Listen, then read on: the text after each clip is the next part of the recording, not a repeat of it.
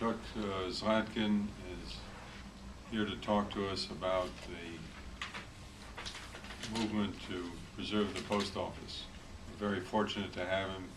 He's one of the people who's been most involved in the struggle from the beginning. And I'd like to introduce John Denny, who will give us some more background, who's also been involved from the very beginning.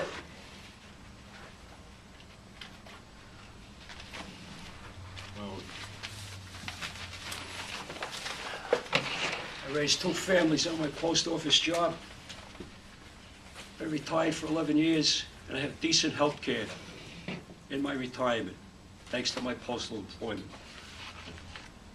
But the reason I'm involved in the fight to preserve the people's post office is because its degradation and demise will not be good for our economy, will not be good for the working class, will not be good for the American people. So I follow these issues pretty closely. Yet, listening to this guy, I learn a lot, because he knows a lot and he can articulate it. Chuck is the legislative and political director of the New York Area Metro Postal Union, APW, which happens to be the largest local union of postal workers in the entire world. Their fine president, Jonathan Smith, is with us today. We're happy to have him. Chuck is also the editor of the Union Mail, the newspaper of New York Metro. And if anybody went to any of the hearings on the closings in the Bronx and in Harlem last fall, Chuck was there at every one, and he spoke well. He refuted the bullshit that the postal managers, the postmaster, and his director of community relations were putting out, fact by fact, and he was able to refute all their false points. So it's my great pleasure and high honor to introduce you, Chuck Zlatkin.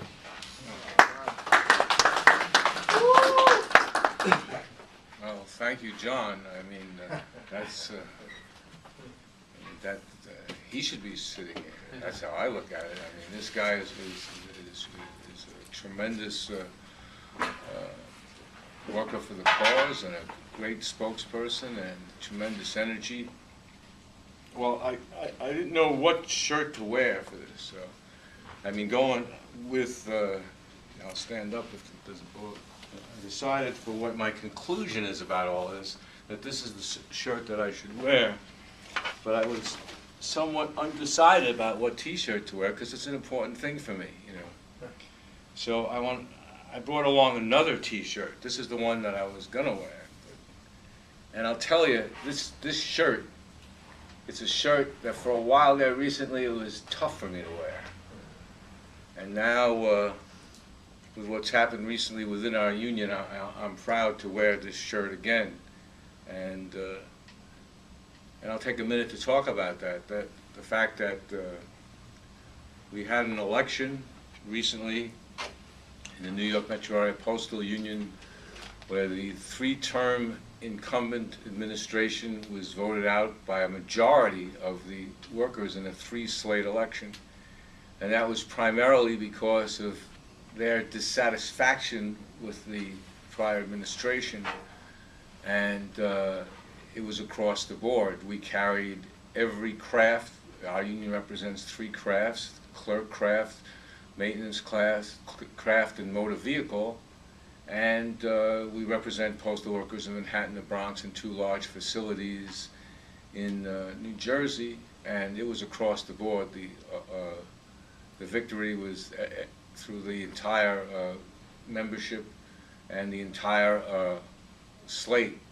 23 officers and 5 trustees, United for Change, were elected. And we are now the vehicle for the membership to first of all get the kind of representation that they deserve, and also to get involved with what's their union, because we are caretakers at best of the union. And I would say my thinking for this administration is like it's the greatest opportunity that this union has had, and I'll say now, I'll say since Mo Biller. Now at the time of Mo Biller, I was, you know, a short time with him and most of the time a dissident opposed to what he was doing. But for what we've had since Mobile, you know, I guess that wasn't so bad. So, but I say that Jonathan and his administration is the best chance we've had in our union since then to have real leadership for our members, in addition to having it be a truly democratic and transparent organization, but actually to have leadership to mobilize people. Because unfortunately, that's what's been lacking in this, not just from our local, but all the postal unions. And I'll get to that in a minute, but I also wanted to just take a minute, or probably longer than a minute, to talk about my connection to the Postal Service.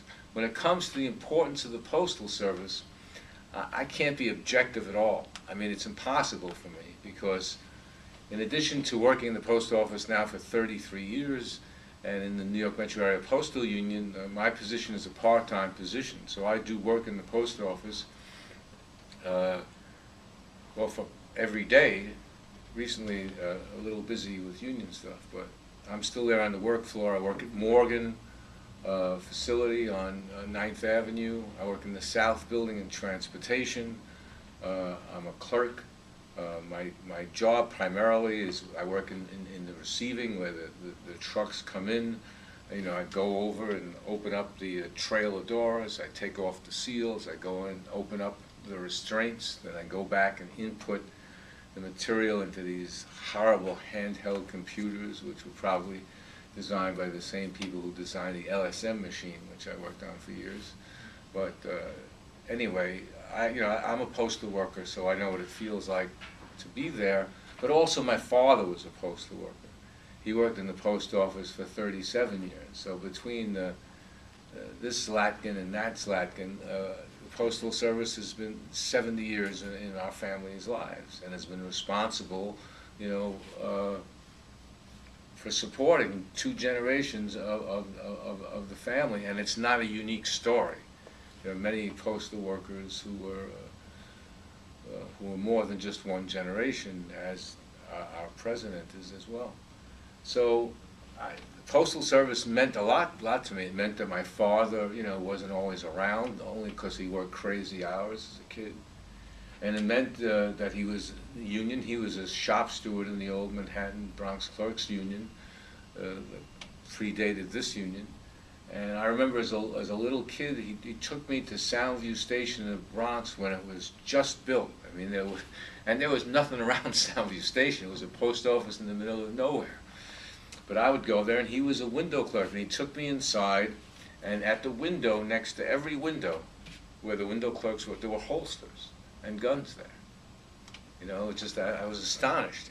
You have a gun when you're working? Yeah. And that's a strong memory. Another strong memory is, as a kid, every year, at least once a year, the union would take us to a Yankee game or a Giant Dodger game. That shows you how many years ago that was. And we get a box lunch from the union and go out and sit in the bleachers. So it was a large part of my life, and coming to work in the post office and literally meeting people from all over the world whose the post office meant to their families. Oftentimes they were the first person in their family to be able to send their kids to college, or to buy a home, or to adequately take care of aging parents. And it was across the board. It didn't matter where they came in the world, what they looked like. The post office had this incredible meaning to them. And then as a worker, working, part of the attraction when I went into the post office is I felt here I could do work that would do no harm. I'm delivering the mail. I'm involved with moving communications. That was maybe before I thought about eviction notices going through the mail or whatever. But still, so it had a deep meaning for me as an important part of the society and the community that I lived in. And when I got into the post office as an LSM operator, which was the reasons my hands don't work so well, and I'm a little more deaf than I should be. But I came into the post office, and within a couple of months, I was the shop steward representing the subs at Morgan at that time. So I was involved. I was a union member from the first day that I became a career employee. But I talked to my father about what his experience was. My father was a college graduate, which was in 1937 when he went into the post office because there was a recession. He worked at Macy's in the men's department. There was a time that Macy's would come out with ads proudly talking about the fact that all their employees were college graduates during the Depression. He was making 21 cents an hour. He told me that he didn't remember that he took the test. He thinks some friend of his said, take the test or whatever. But he got called. And post office paid 65 cents an hour.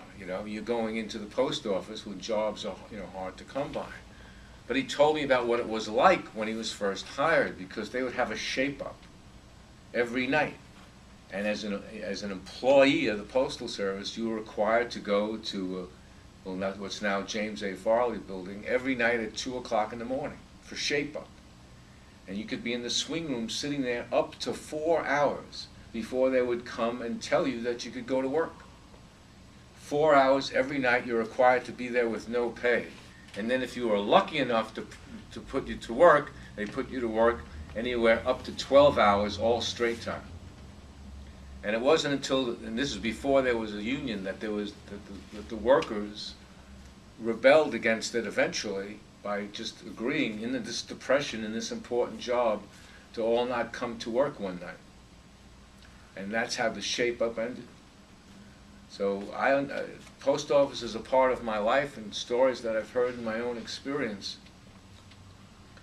When I got involved in this particular struggle, which really for me happened in December of 2005, when the union, it was December 20th, 2005, when the union got a letter from the post office that they were having a study, an AMP, for Bronx GPO, on the path to consolidate it, to closing it down. And at that point, we really began quite a campaign to keep that facility open. And unfortunately, we lost that campaign 5 years later. But we did keep it open for 5 years, so that's not without some meaning to the people who got to work there and the neighborhood businesses who were never around there. But it taught me a lot, and I think what I want to share tonight is what I know, as opposed to maybe what I think, because what I know is like experience that I had, and maybe it's helpful to other people in dealing with these kinds of things. What happens. So we reached out to the community in the Bronx at that point quickly and called meetings for people to come from all over to see about what we could do organizing in the community. Maxie Rivera, who was involved with the union and also involved in the community up there, was a great catalyst for what happened initially. But what happened was the people came together, the unions and neighborhood groups, and all kinds of people from the neighborhood, because on this issue, the fact of the matter is there's nobody in the community that wants the post office to close.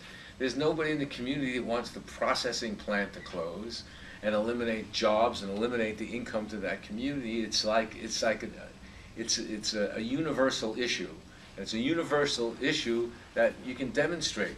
People will demonstrate themselves once they become aware of it, what it means to them. And we reached out to elected officials. And at that particular time, when we reached out to Jose Serrano, the congressman from the Bronx, he said, "I've been waiting for you. Come on over to my office, let's have a meeting." We sat down with Congressman Serrano and his chief of staff at that time, Paul Lipson, and Jose Rodriguez, who was his community organizer, and a few people from my union initially.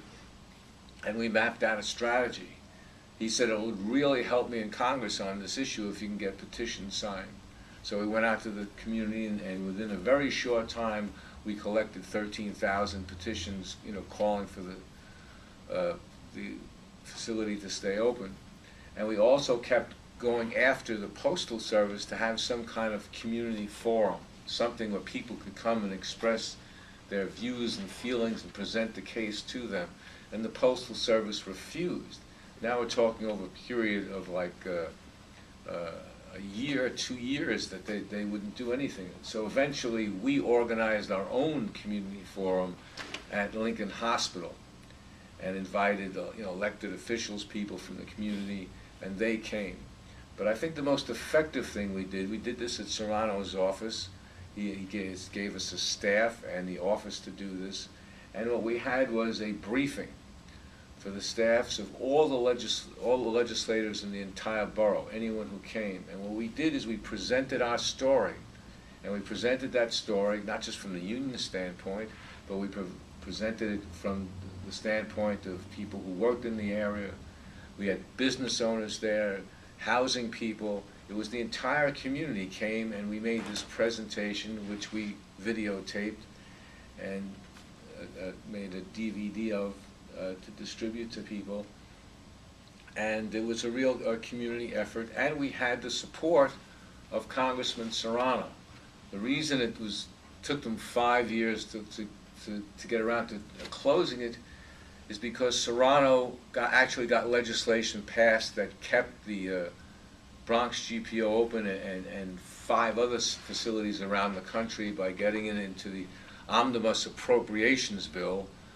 He got the amendment in there, and it was passed. It was a Democratic Congress, but there was a Republican president at the time. And that's what I'm really confused about too. I'm sorry for an aside here, but no matter how the power is, like when there's a Democratic has control of both houses of Congress, we're led to believe that the president's the most important branch. When the Democrats have the presidency and control of the Senate, we're then led to believe that it's the House that's the most important branch that's stopping everything. And I'm sure that if they have the presidency and the House and not the Senate, because it seems to me legislators fight a lot harder for us as postal workers when there's a Republican in the White House than when there's a Democrat.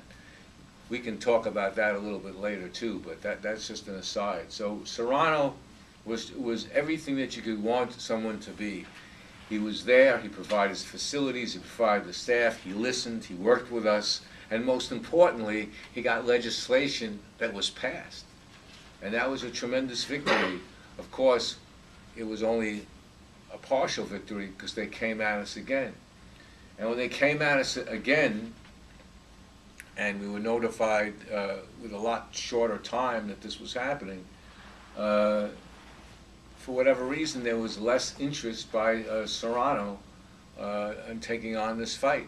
As someone who was there from the beginning, now for whatever reason he wasn't that enthusiastic, and I really had to reach out to him and to the Postal Service to make sure he was even invited to that hearing at the Pergonis Theater in the Bronx. I mean, the Postal Service, we learned about them then if we didn't know about them before. The Bronx had 1.3 million people, residents at that time. This was a hearing, a borough-wide hearing for the closing of this Bronx facility that would change things for the Bronx. They booked the Pergonis Theater, which seats like 136 people, and it's right down the block from Hostos, where they have like a 367th Street auditorium. So they knew that there was not going to be a big turnout because they didn't invite the people that they were supposed to invite, that they claimed they invited. They were supposed to invite every community board, every church, everybody in the community area, and the people were hearing about it that day. But I thought it was important to get Serrano there to speak, and they worked through me. I mean, I was the go-between, booking Serrano. Any question he would call me, and then I'd reach out to the post office, what time do you want him there? And they were almost disrespectful for him there because they weren't going to make any provision for him to speak. He was the congressman from that congressional district coming to this hearing, and they weren't even going to give him any preference to speak at all. So we worked it out that he would be the first one in the line to go speak, and then when he got up there, he turned the podium and talked to the people there. As we all learned, that's the effective way to do it. Forget about the postal representatives and talk to the people, because they're the ones you educate. So he spoke very well and then disappeared. You know, it was, I can't tell you what I know the reason, but all I know is that it was a different congressman on this issue. As a matter of fact, you know, the access to him was less, and he also changed staff. Paul Lipson was no longer chief of staff.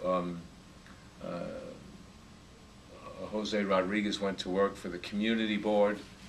And, you know, you learn, or you probably know, I'm experienced people, that when you're dealing with these legislators, their staff people is really important. They're the ones you cultivate the relationship with, and then if they leave, oftentimes it's like, you know, starting over with the legislator. But I think it was something to do with September 27th. I think I'm accurate here, because as soon as they came out with all the four unions working together, the first person I called, or his office, was Serrano, to see if he would do something with New York Metro. It was only fitting, you know, for our relationship with him or whatever. And at that point, he was put off to his schedule or whatever, and somehow he was busy on the September 27th. He wouldn't be able to be there at his office, and as people were there, no, he eventually turned out and was there. But part of it was because I wasn't a happy camper, and I spoke about it, you know, not like mentioned it somewhere about, you know, the fact that, oh yes, Congressman Serrano wasn't going to be able to be there, and I don't, you know, whatever it was. And that was the only time in my relationship with Serrano, it still goes on to this day, that I got a call from the congressman on my cell phone, because he wanted me to make sure that I knew that he was still with us.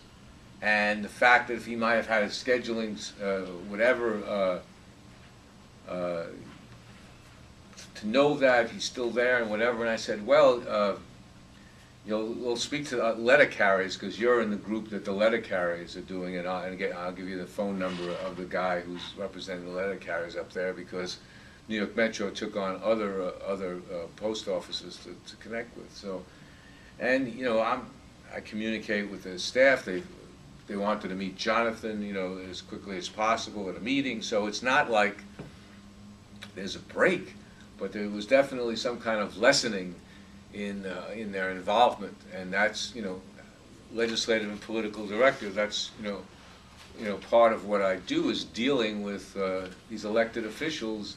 And you know, you always try and have a good relationship with them, but you can't, you know, sell out to maintain a relationship with any of these people. And I'll segue at this point to today's chief that came out, which Sarah Dorsey, who covers the post office, postal union issues, writes a story about Michael Grimm, the congressman and conservative candidate, you know, in Staten Island, the former FBI agent who has all kinds of questionable financial dealings that we learned about. Obviously not necessarily an ethical person. That doesn't keep you out of Congress these days, but that's who he is. And I'm hearing that he's getting endorsements from all the postal unions out there. It makes no sense to me, particularly when legislation came out recently to raise the amount of money that postal and federal workers pay into their pensions without getting anything for it. That's it. Over the next few years, we're going to raise what you pay in 5% over 3 years, basically cut your pay by 5%. If you're a new employee, the bump of 5.8 happens immediately. It goes right up. So you're going to be paying that greater amount if they're, you know, hiring people with this legislation goes through. And Grimm voted for it. I was astonished. The first thing I looked for, I went there and said, well, maybe this is one of these deals where the Republican Party said, listen, everybody, you know, has to vote on this the call is out, party discipline. But I checked, and there was 16 Republicans who voted with us, who voted against the party, voted against this pay cut for postal and federal workers, but not Grimm. So Sarah did a good job because she spoke to some of these union people and asked, you know, how could they do this? And I hate to read stuff, but there's a George. So the unions that support it, even though they mention all the unions, they don't mention that specifically the Staten Island local, but it says postal workers. I guess that means it. But we're dealing with the local 300, the mail handlers. We're dealing with branch 98 of the 99 of the letter carriers. See, I've already diminished them in my eyes. No. 99 in the letter carriers, and the New York State letter carriers, and the National Rural Letter Carriers Association have all endorsed Grimm. The Republican conservative who just voted to cut the workers, to cut the pay of their members. I mean, how do you sell that? It's difficult enough for a union to sell a pay freeze or a minimal increase in pay to members, but now you're going to say, hey, listen, don't worry about the fact that this guy voted to cut your pay because this probably won't pass the Senate. That's like people who are saying, don't worry about 1789. Well, it passed the Senate, and that's the legislation that the APW, I mean, it's hard sometimes to understand how the positions we take as a national union. They're saying, well, it's a bad bill, but we'll use this as the starting point to when we have to negotiate against ICE's bill. You're not going to get more than 1789 if the person you're negotiating with is coming with something that's so extreme that it's going to destroy the Postal Service and just eliminate whatsoever collective bargaining rights and service to the public, whatever. That's what you're going, and you're coming in with this thing that says, well, you know, rather than decapitating the Postal Service, we're going to bleed it to death over a couple of years. But it's eventually going to be the same. You're not going to get more. But the APW says to the members, you know, we'll tell them to vote against 2309, and any sane person, I guess, you know, other than Darrell, I know he's not sane, would say, you know, vote against 2309. But you're not going to get more than since 1789. And 1789 calls for the elimination of 18% of postal jobs. That's about 103,000 jobs. Elimination of jobs. So how they're going to do it is rather than forcing people to retire, which is what Dennis Ross originally wanted in 2309 in the House, they'll have a buyout. So senior people will get some amount of money to retire. But once they retire, that job is gone. That career job is gone. Maybe it's replaced by one of these new temporary jobs, but the reality, it's a tremendous loss there. And there's a loss in service. So rather than saying we're going to cut delivery from 6 to 5 days immediately, we'll wait 2 years, and then we'll do it. You know, and we'll have a different way and a different approach of closing post offices. But it's a pro-shrinkage bill. It's less jobs. It's less service. Now, everybody, how many people here are postal workers? And how many people here use the post office? You know, it's amazing. And every time I ask that question, it's always the same answer. That everybody in the room raises their hand as either working for the post office or using the post office. So why are we having to come together to fight to keep the Postal Service open when everybody wants to use it? I mean, you've been to the hearings. You've never seen anyone get up there and argue from the floor, yes, I agree with the Postal Service, close this station and close it immediately. Because I want to have to walk further to a more crowded post office with fewer windows open. No one says that. And even people who use it less or more than others understand. Then when you educate them to the fact that this didn't have to happen in the first place because the Postal Service takes in a lot of money every year. And yes, it has expenses. But if it wasn't for the congressional mandates placed on the Postal Service would be fine, even with email, even with the financial crisis that the country had and the recession. The Postal Service would still be fine. It would be able to keep open all its facilities. It would be able to keep people employed. It would have an amazing service compared to many other countries at a much cheaper rate. And it wouldn't cost the taxpayers a cent. I mean, the legislation, Lynch's legislation, 1351, and Lynch also, the congressman from Massachusetts, comes from a postal family, and he came out with this legislation that basically said, okay, we'll have them, all right, we'll study it a little bit, we'll see exactly how much the Postal Service overpaid into the civil service retirement and FERS system, and we'll move that money to meet the obligations that were created by the 2006 Postal Accountability Enhancement Act, where the Postal Service had to prepay future retirees' health benefits for the next 75 years and do it within a 10-year window. It wasn't even saying we're going to take that away. We're just going to say we're going to take the money from this fund and put it into that fund so the Postal Service can function. Very logical. It made sense to people. You know, after you, it takes a while to explain about the pre-funding. It takes a while to explain about, you know, it's like the double default swaps and, you know, derivatives, and they make it as complicated as possible for people to understand, you know, how they're picking their pocket. But when people understand, well, wait a minute, you mean it wouldn't cost me any money? I could get the same or better service. Why would I be against this? So because of the work of the people in the postal unions, and that's in like red states and blue states and in urban centers and rural areas, people went out there and they fought for their post offices and their postal facilities.